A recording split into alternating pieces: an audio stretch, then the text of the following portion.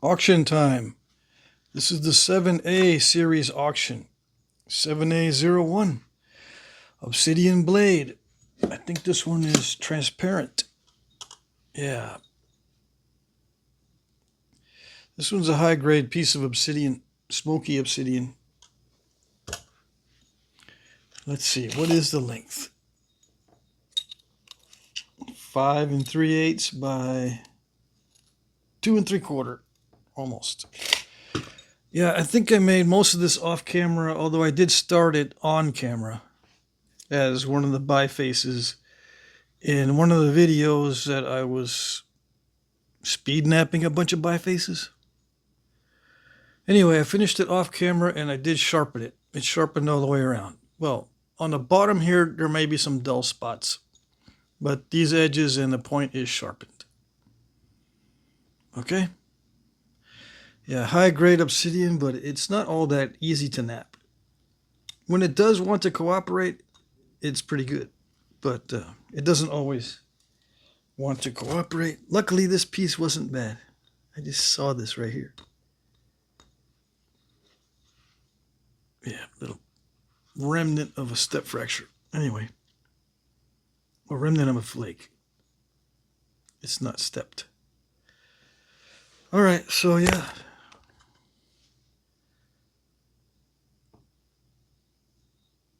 You can finish it out, or you can just leave it, or use it as a knife blade, or something. Spear point. All kinds of uses. All right. 7A02. This one is another blade of that black butter type dacite or obsidian. It's not transparent. It's opaque, what they call opaque obsidian, or, not see-through. This one is 4 inches almost exactly by 1 7/8. Okay? Yeah, I made this one specifically to be a blade, and I finished it off camera and sharpened it off camera. It was one of the bifaces from the speed napping that I did in a previous video. Again, it's sharpened all the way around, and you can do whatever you want with it. You can notch it, use it as a knife blade as is, or a spear point as is, or just display it as a blade.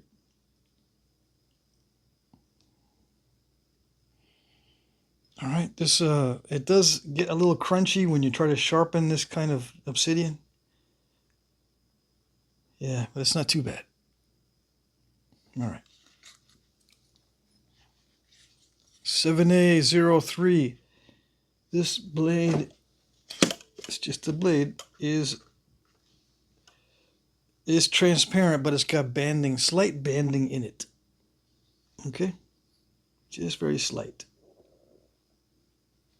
High grade stuff.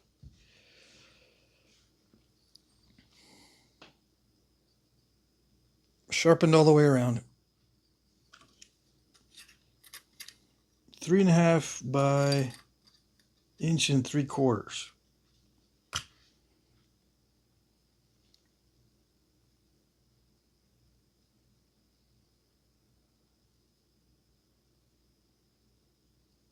All right.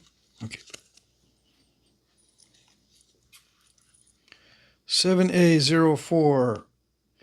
I made both of these on video.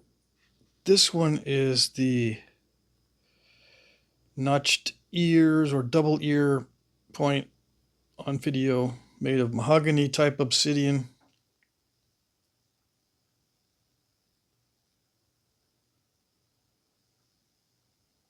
Sharpened all the way around. Yeah, even down here.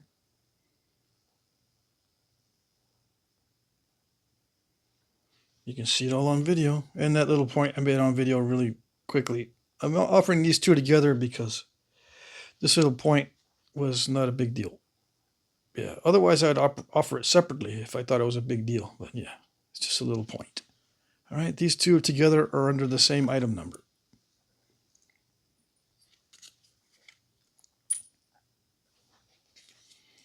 7A05 Obsidian Clovis. Yeah. Translucent obsidian this time. High grade stuff. It is high grade stuff. Okay. Very sharp, sharpened all the way around except where it's ground down on the edge, on the sides and on the bottom. Okay. This one is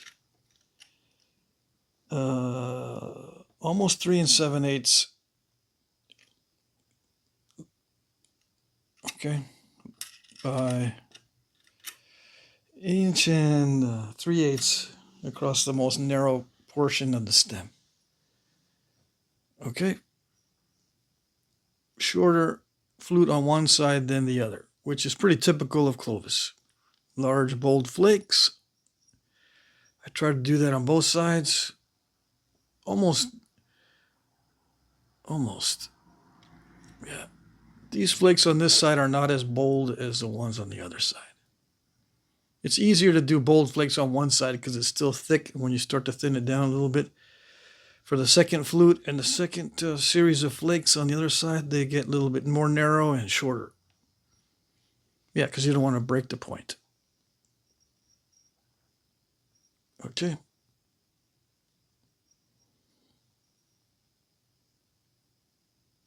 It's pressure sharpened, although I've been known to percussion sharpen these Clovis points. It makes them look more authentic if I percussion sharpen these, but they get a lot sharper if I use a pressure flaker.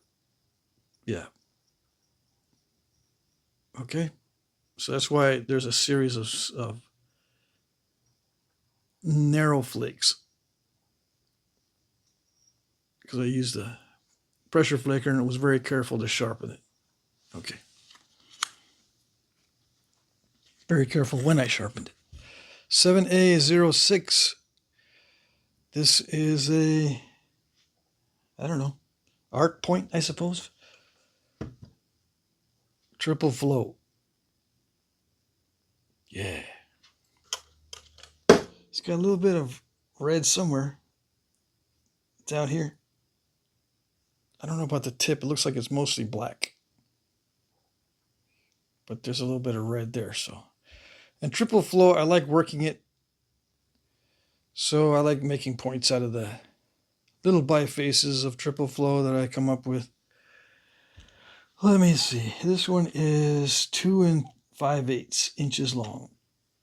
Okay, just in that little dart point.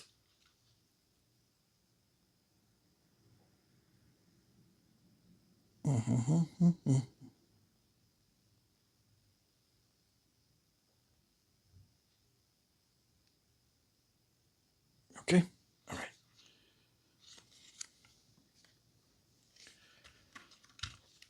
Seven A07, another little arc point made of mahogany obsidian with double notches and kind of a fancy base.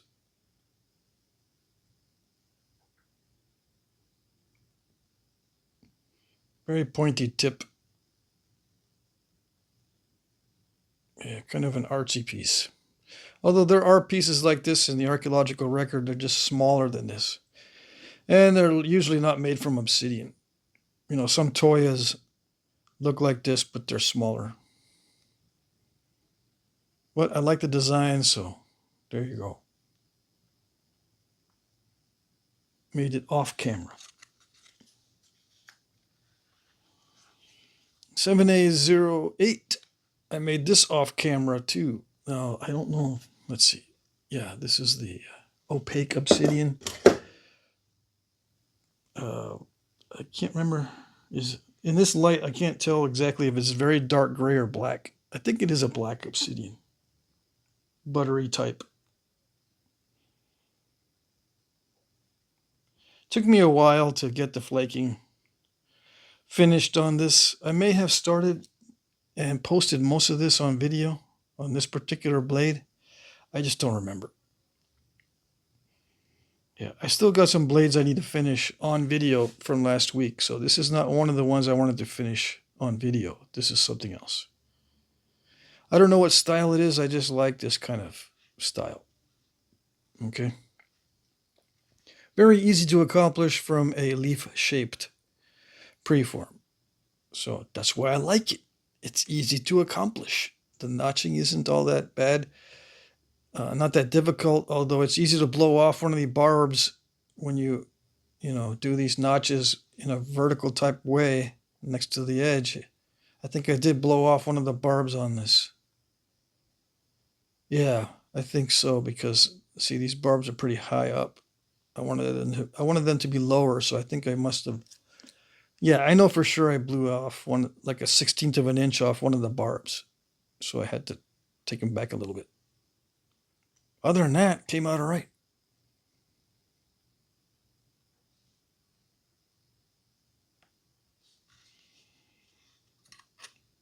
3 3/4, almost 3 3/4. Okay. Last but not least, 7A09, a box of broken bifaces. All right, I did most of this one. This is a biface. I did most of it on video, but I didn't want to finish it because, I don't know. I'll let someone else work on it. It's that buttery, black buttery type stuff. 6 3/4 by 3 1/8. Yeah, you can use it as a spear tip or display it like this. It's not sharpened at all. It's just a biface. It's ground down for the next stage of flaking. If you want to mess with it, there you go. And you want to get some experience. It is a high grade stuff, but I mean, it is a high grade obsidian, but it can be tricky. You see how it wants to dive a little bit? So it's a little bit divey. It crushes a lot on the edge when you want to sharpen it. And it can be unpredictable. Yeah, especially if you start to develop some crunchy spots. You may not be able to clear them out all that easily. So just so you know, it's fair warning, this piece is not for beginners. Okay? Let's see, another blade of the black butter, but this is higher quality than this one, which is usually the case with smaller pieces. 3 3/8. And this one is almost a preform. It's ground down, it's not sharpened, but it's almost to the point where you can just pressure sharpen it and that's it. I was going to take off some more indirect percussion flakes to thin down the tip, but I said, nah, it's a good preform as it is. Part of it's transparent right there, but that's about it. The one previous is just that opaque obsidian. Let's see, this one here, I started this on video. This is that banded obsidian from that last video, right? I just sharpened it. I took back the edges and I sharpened it, and as I was putting in these notches, I blew off one of the barbs. I don't know how I did it. That was the last pop out right there, and it popped off the barb. Nothing was touching it. It had plenty of mass. There was no reason for it to break off other than maybe an incipient crack from previous flake, but it looked perfect to me. So it ticked me off and I said, no, this goes in the broken bifaces now, after all that work. I sharpened the edges. The edges are sharp on this one, and the point is sharp. And the edges at the point are also sharp. Everything was going good until that barb blew off. Okay? That's it. Yeah, you saw the first stage of this on video, and it was 12:1 with the thickness ratio here. I don't know if it's the same now. I'm not going to measure it, but I am going to tell you how long it is. A little bit over 5 1/8 inches. Okay? And this is 3 inches wide to that point. Okay. I was going to make a point containing the cortex on this one. Remember this cortex from our previous video? But as I was thinning it, it snapped, and I think it's because of an internal defect. See that? But I said, well, let's put it in here because this is high grade obsidian. This is high grade stuff. It's even better than, it's like the black semi-translucent obsidian, almost the smoky type, or maybe it is a smoky type of obsidian. I didn't look at the thin flakes to see how smoky or transparent they were. Anyway, it's high grade stuff, so I thought it was going to be okay if I left that cortex. I was going to leave that cortex on that side and then nap the rest of it into a biface, but it broke, unfortunately. This is just a flake. Very nice little flake. Remember from my previous video? I don't know. I just had set it aside and I said, I'm not going to do anything with it. I'll just offer it. It's almost 3 inches, I suppose, by inch and almost 1.5 inches. Anyway, there's a bunch of other little things. There's a couple of these triple flow bifaces in here. Yeah. See, that's triple flow. That's triple flow. It's got red in it. This one is opaque obsidian. I've even got some Georgia Chert Flint River. Broke that one. Let's see. That one is 2 5/8. Yeah, 2 5/8. This one here, I broke the tip off. That's where this one came from. Just, this little arrowhead is the tip of that one. Let's see. This one is 1 7/8. This piece, I don't know where I got it. It was in the pile of a bunch of brokes. Yeah. Okay, I measured that one. This one here is 2.5 or a little bit more. This one here is 2 5/8, a little bit more. Yeah, these are just, hunting point type preforms or arrowhead preforms of whatever type you want. They can also be at Leto Dart preforms. They're just ground down a little bit on the edges. They're ready for pressure flaking or a little bit further thinning if you want, with indirect percussion or whatever kind of thinning you want to do. I took out all the step fractures. I try not to leave step fractures in these preforms. All right, I think that's it. This one doesn't have any step fractures either, but just missing the tip, which is not good. All right, so there you go. All this stuff goes in a box together, and I'm going to try to preserve this as best, the best I can to prevent any further breakage. Okay. Yeah. All right. So yeah, at the end of every month, I'm going to try to offer a box of brokes and bifaces instead of one every auction. That was 709. 7809. Yeah. All right. Rules. Okay, these are just a short version of the rules. I'm using these little note cards. Okay. There will be an auction here every Monday. I will post the auction video at 4 p.m. Eastern Time. Okay, I'll try to get it posted at 4 p.m. Sometimes I might be late. And it will end at 9 p.m. Eastern Time. Every time. That I won't be late on. Okay? You bid in the comment section. If you're not able to post a comment, you will not be able to participate in the auction. You bid under one or more of my pre-populated comments. Please include the item number if you're not sure you placed your bid in the correct place. Okay? Kind of self-explanatory. Try not to bid at the last minute. I'm using YouTube's time tracker and it's not always accurate. Okay, just fair warning. Okay, I reserve the right to call the winner as I see fit in any case. Right?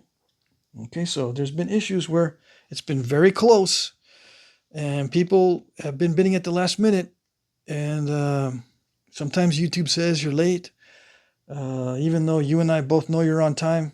But I got to use a time tracker that everybody sees. So that's why I use YouTube's time tracker. All right? Okay. Look at my previous auctions to see how they work. If you have questions, you can email me or post your questions in the comments section. So my email is jackcrafty2@gmail.com. All right? There is a description of the auction in the description box.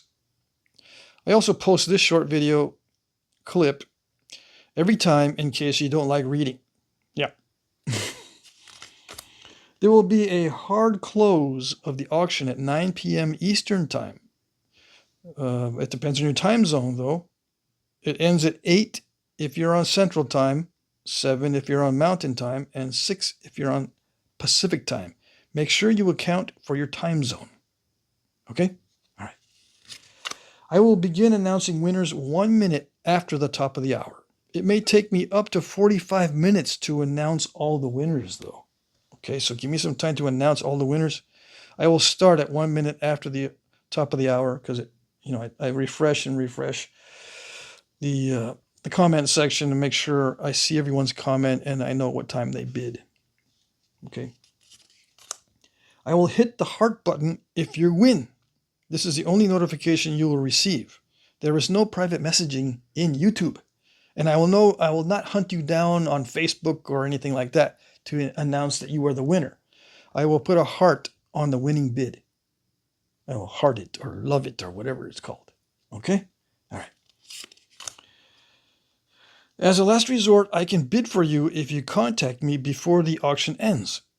However, I will not bid for you closer than 5 minutes prior to closing. Okay? So keep that in mind. Again, my email is jackcrafty2@gmail.com. You can email me if you're having trouble. You can bid as many times as you like. I will only charge you the amount that beats the next highest bidder. This helps to prevent sniping. Okay, so if you're not sure what that means, just look at previous auctions. You'll see that some guys bid a lot toward the end of the auction. They start putting in bids at the last minute just so someone won't snipe them for like $2. You know what sniping is, right? If you don't, then I don't know what to tell you. Let's see. Did I skip one? No.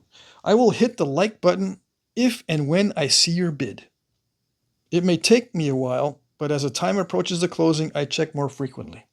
Okay, so this is how you know that I'm seeing your bids or comments. I will hit the like button. Okay, this is very important, especially if you're new. If you suspect that your comments or bids are not being seen, try asking if I see your comments bids. You ask in the comment section. If I don't respond, I can't see your comments or bids. All right, pretty obvious. So if I can't see your comments or bids, you got to try something else, like restart your phone or use someone else's phone or get on your computer to try to bid, or send me an email. Figure out what's going on, because it's usually on your end, right? Yeah. So just try different methods to try to get your comments visible. Shipping is free in the U.S. International shipping is discounted but not free. Okay? Free in the U.S., but international shipping is not free. It's $10 extra for a light package, 1 pound or less, and $20 extra if it's heavier than that. Okay? So your international shipping is discounted, but it's not free. Shipping is free in the U.S. I ship all items through the U.S. Post Office. I will always provide tracking numbers. I will issue refunds if requested. Oh, yes. If you are the winner and you're new, you'll need to email me your name, your address, and preferred method of payment. Or you can ask me what I prefer. I usually prefer PayPal, but I have different payment methods that I use. I accept Venmo, Cash App, PayPal.me, Zelle. Okay, just we'll arrange this in the emails. Okay. Okay, that's it for the cheat notes. Good luck, everybody.